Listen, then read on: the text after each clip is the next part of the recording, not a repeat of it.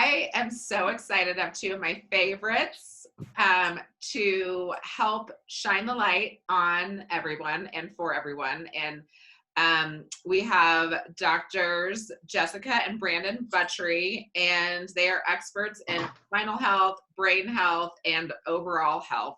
And so they come to us today to really help to reduce the fear, to give some facts about what you can do during this time. And we're just thrilled for the second episode of the 411 on COVID. And the thing is, it is the 411 on COVID. It's a consciousness around it, but it's really what we're focusing on is sparking your power, igniting your light, because you are still in charge of your wellness, no matter what anyone says.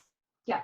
So thank you. And well said. Thank you for having us. We're excited. Me too. Rock and roll, and just tell us, like, what's going on right now, and what's your take, and what kind of light are you shining on all of us?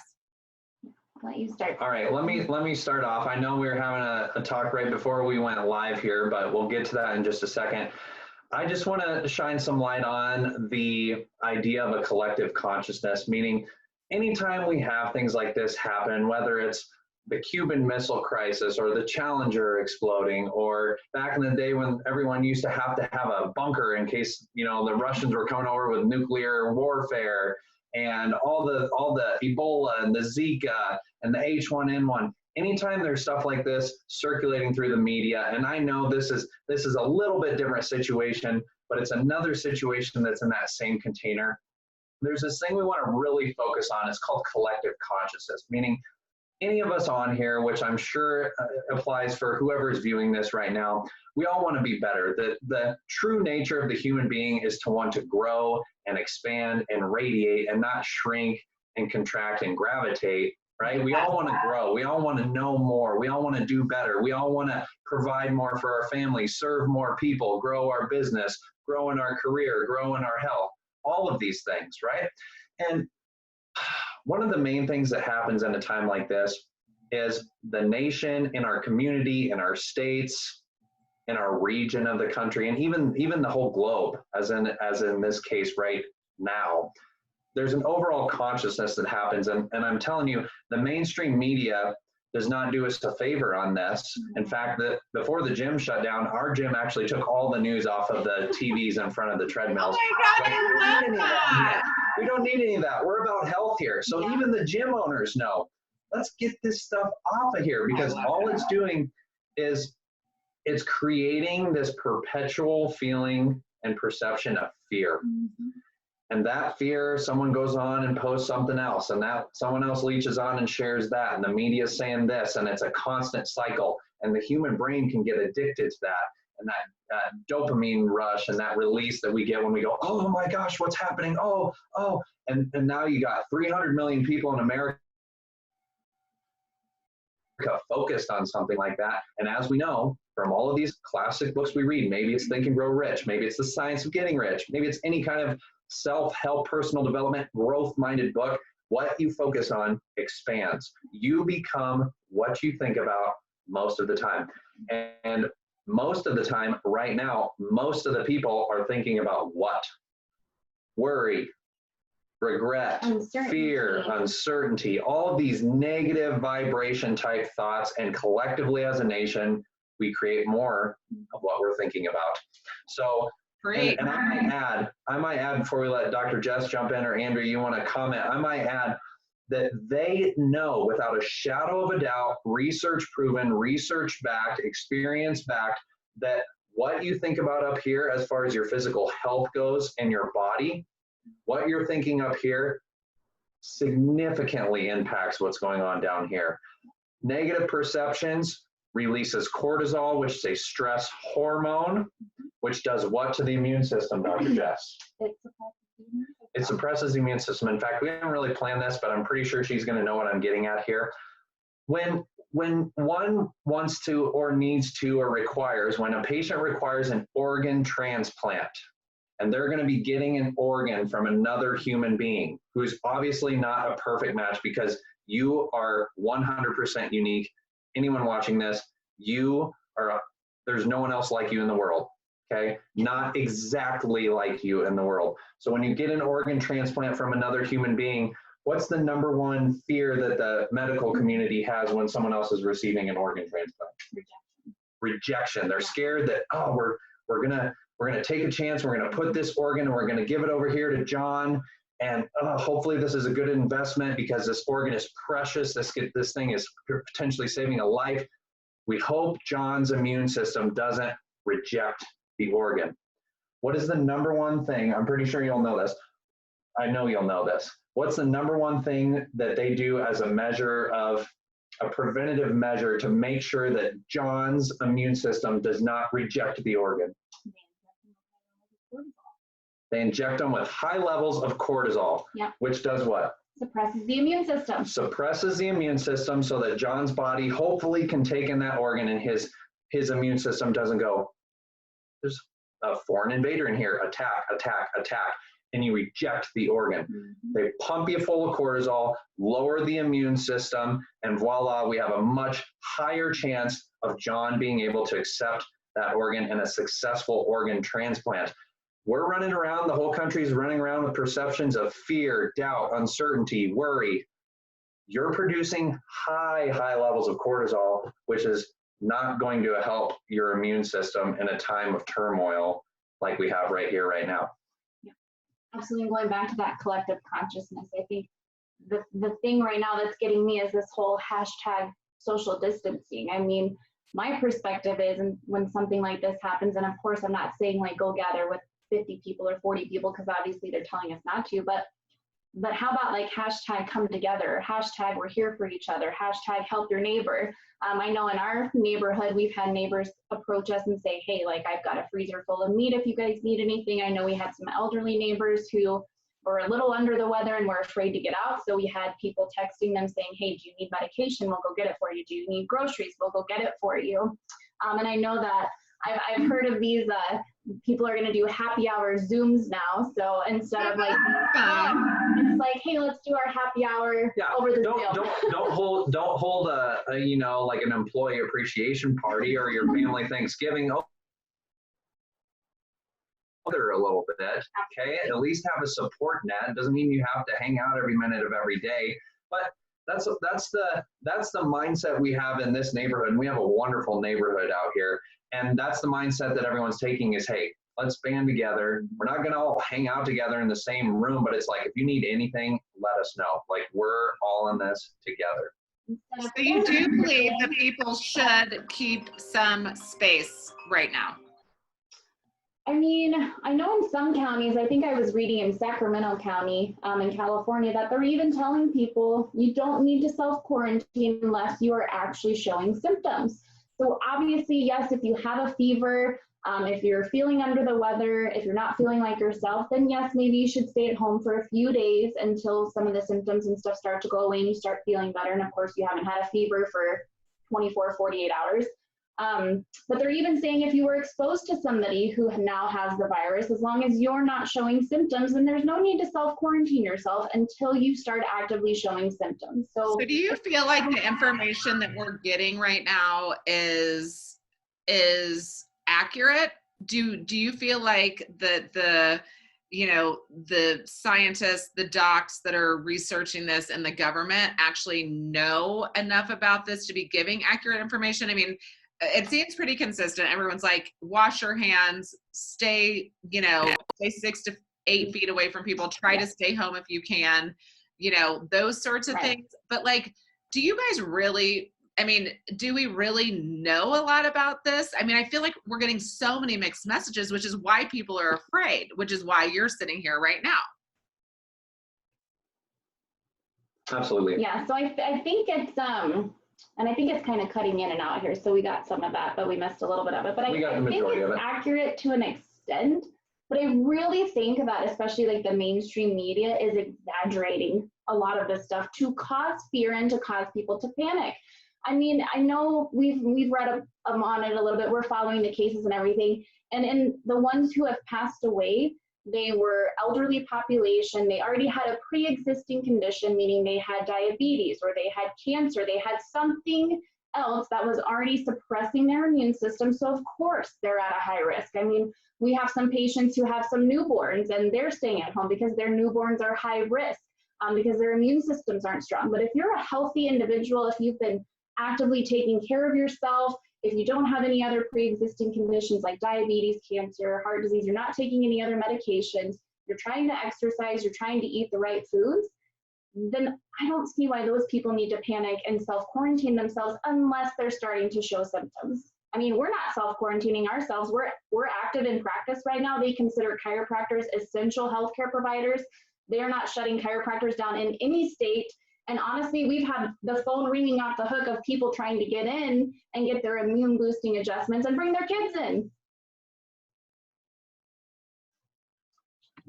Do tell real quick for those who are not aware, because we've talked extensively, when you get an adjustment to your spine, it sends the light through your spinal column and it helps to boost your immune, correct?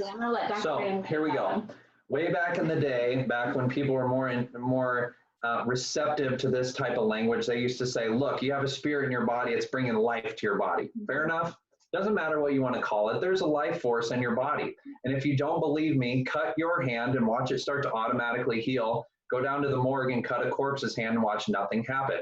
Now, the corpse looks exactly like you, okay? It might not be as tan as you, but it has all the same parts as you. In fact, most of you watching, that corpse might have even more parts than you, because maybe you've had an appendix removed, maybe you've had a gallbladder removed, tonsils removed, wisdom teeth removed. There's a highly likely chance that that corpse has even more parts than you do, but you cut that corpse and nothing happens.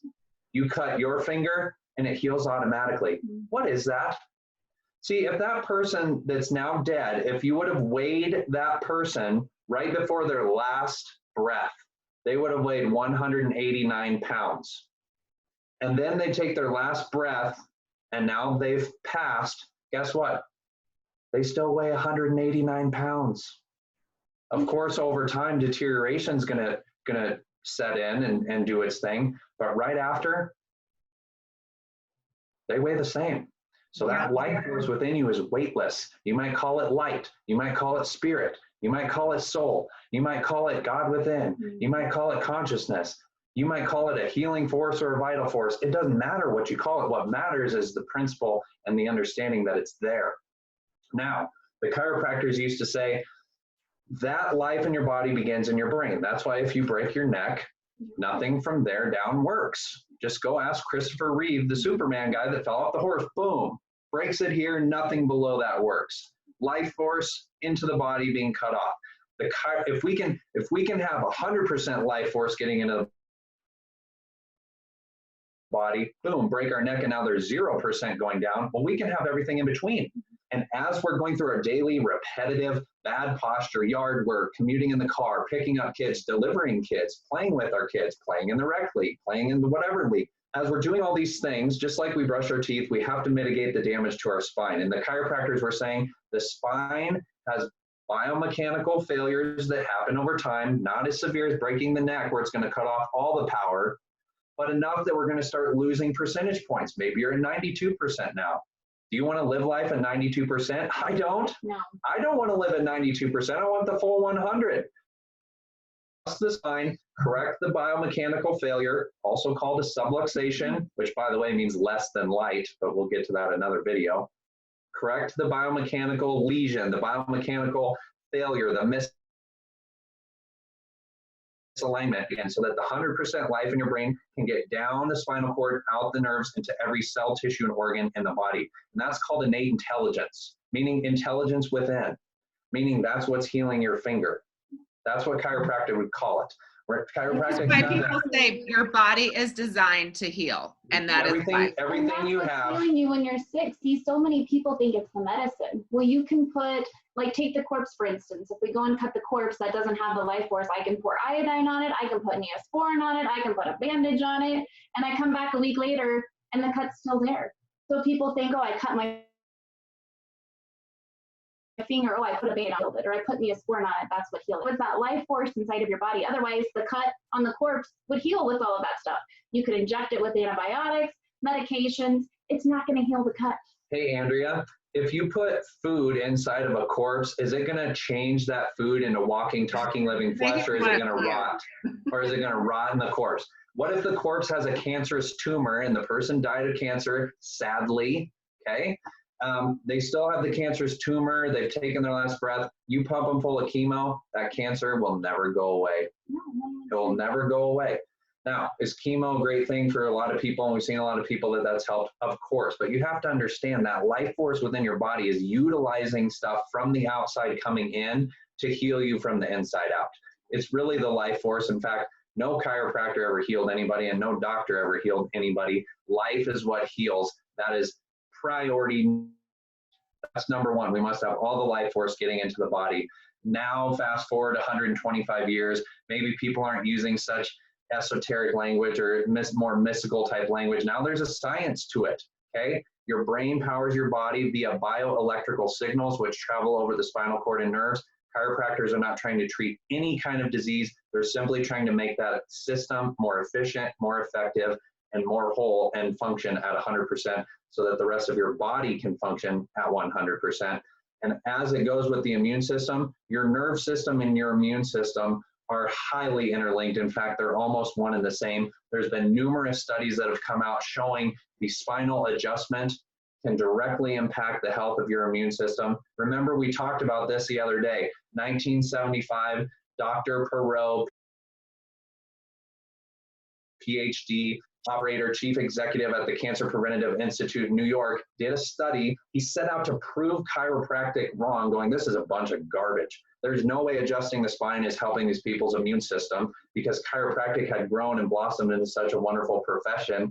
After the last big pandemic in 1918, Spanish flu, killing almost 1 million people globally, they noticed the people under chiropractic care were more susceptible, less susceptible, more resistant to the flu. And if they got the flu, it seemed like the flu wasn't taking them down.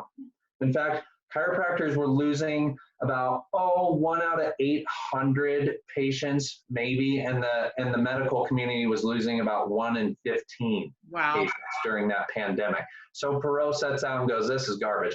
I'm going to prove this wrong. He actually ends up proving chiropractic right, becomes a believer himself via science, via research, because he found that after a chiropractic adjustment, a person's, what he termed immunocompetency, meaning how efficient is your immune system really working, a person's immunocompetency improved on an average of 200%, regardless of the person's age, 1 or 91, didn't matter, an average of 200%. And if they were stricken with a chronic disease or disease process like cancer or diabetes, it actually improved up to 400%. Wow. Versus none, which was the control group. Spinal manipulation or chiropractic adjustment, whatever you want to call it, did not experience those benefits. The people who did, well, they got a nice immune boost, you might say. And since then, 2010, 2011, on and on and on, studies showing a direct link between the cervical spine and the immune system. There's a very, very interesting level of the spinal cord that's highly connected to all the organs involved in the immune response. We won't get into that because, believe me, people will start going to sleep. But if you want to know more about it, please email me, private message me. I'd be happy to go over it with you.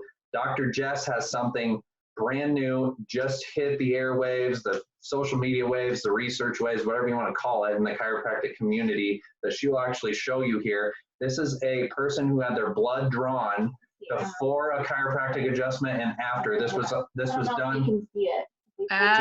We can't really see it, but I can share it on our social. Yes. So you'll see that there's lab results there. What happened was this. Well, so basically they wanted to measure this in the blood. So they took someone pre-adjustment and they did a blood draw, and then they did another blood draw 35 minutes after the adjustment, and it showed that there was an increase in white blood cells. In fact, it was a 1,200. So what happened was it was 1,200 per microliter. 12. Okay. So they draw the person's blood out. They look at the blood and they say, how many white blood cells per microliter of blood are in this sample? Okay, they write down the number. They adjust the patient. They check 30 minutes later, so those adjustment effects can set in. The patient has done nothing else, not even taken a sip of water. All they've done is sat there and kept breathing so they stay alive. That's it. That's it. Not doing meditation, no breathing, just sit there normal after the adjustment, let it sink in. They draw the person's blood out, in this case 35 minutes later, and they check how many white blood cells are in that microliter. There was 1,200 more white blood cells per microliter of this person's blood just 30 minutes after the adjustment. This was done on March 17th, 2020. Now, what does that mean? How many microliters are in 1 liter of blood? There's 1 million microliters in just 1 liter of blood. In the human, about 5 liters. So you take the math here, 1 million times 5, that's 5 million microliters that you have coursing through your blood right now, through your blood vessels, 5 million microliters of blood. Now, if there's 1,200 more white blood cells in every single one of those microliters of blood, that means you have how many more white blood cells after 30 minutes after being adjusted? Almost 6 billion more white blood cells 30 minutes after the adjustment. And you might go online and say, what is the main function of white blood cells? Which I did. Here's what it says. White blood cells are the cells of the immune system that are involved in protecting the body against both infectious disease and foreign invaders. Then you go to the Mayo Clinic website and say, what's an infectious disease? Guess what's included in there? Coronavirus. So, is it worth it to you to have 6 billion more of these warriors coursing through coursing through your brain and the rest of your body, looking for any sort of foreign invaders that don't belong there and taking those things out? 6 billion more troops patrolling the body. See, this is what we're talking about. We want to be a worthy vessel, not a hospitable host to disease. Amen, y'all. Thank you. We can clearly, and we will, we'll continue our conversations, not necessarily about this, but we're going to talk more just about brain health on the Wonder Life, not on the Wonder Life podcast, because this is the Wonder Life podcast, at the Age and Vitality Summit, and we're going virtual.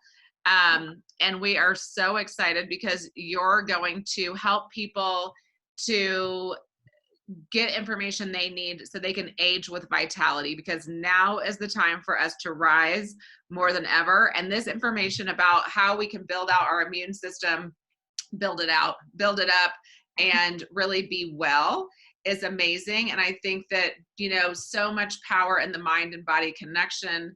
And you really, truly are what you think. And we're not ignoring that this is happening by any means, but we're calling you to rise into your own power and to get a hold of your thought system, because you could be so obsessed with getting this thing or not getting it. The universe doesn't know what you want, and you make yourself more susceptible because you're causing more stress and you're inviting something in that you don't want.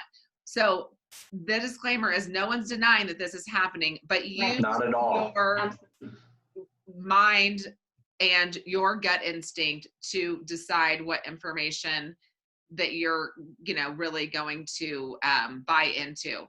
Right. And I know we're really encouraging our patients. We've been sending out newsletters. We've been talking to them when they come into the office. Don't focus on the what ifs, focus on what can I do right now. So some of those things would include, obviously wash your hands, eating lots of fruits and vegetables, especially green leafy vegetables, which are going to be high in like vitamin C and things that our body needs to boost our immune system naturally. We're recommending people take a good multivitamin. We're recommending that they separately take a vitamin C and a vitamin D, because those are both key for the immune system right now. And then obviously, if you're not showing symptoms, then get into a chiropractor, get an adjustment, especially to the upper cervical, to help boost and give that immune system a fighting chance naturally. I love it. You guys are the best. And we just thank you for your time. And I know that you've got to go help a bunch of people today. So yes, we do. Well, we're encouraging you, like she said, remember this. If you remember anything, don't focus on the what if, focus on the what now. I love it.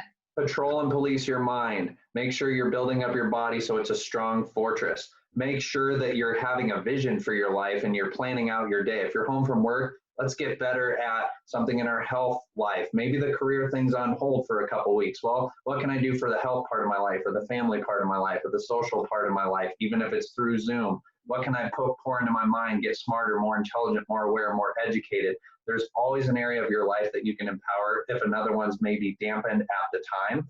Or maybe you use it a time to say, screw it, I'm home right now, I'm going up in my career, I'm going to become a more valuable asset to my company, or I'm going to grow my company. If I'm sidelined, well, I might be on the sidelines, but I'm still in the arena, and I'm still going to be going to work no matter where I am physically, geographically, doesn't matter. We're going forward, and that's all there is to it. You have that kind of mindset, I can promise you, you're going to be fine going forward into the future. Take the proper steps, be a worthy vessel, not a hospitable host. You have everything you need inside. And so we just want to jump on and say, yes, this is a serious thing. That's why we're doing this video.